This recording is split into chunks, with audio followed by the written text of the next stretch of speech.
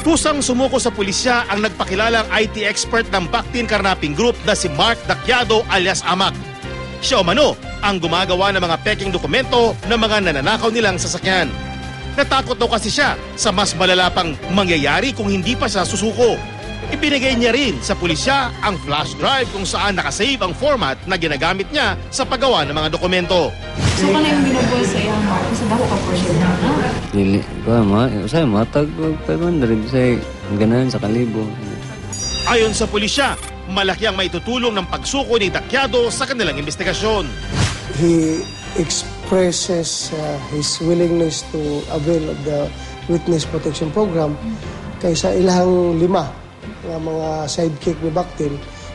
Kini si Amak Daquiado o si Jerry Paulino mo ni pinaka-trusted niya. Sinampanan ng 4 counts ng kasong carnapping si Daquiado.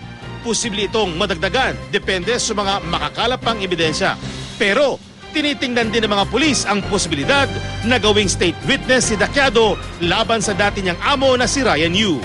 I will favorably endorse him to become one. But it depends on the appreciation of the prosecution. Nakapagpiyansa naman ang 3 sa 4 na miyembro ng grupo na nauna nang nahuli.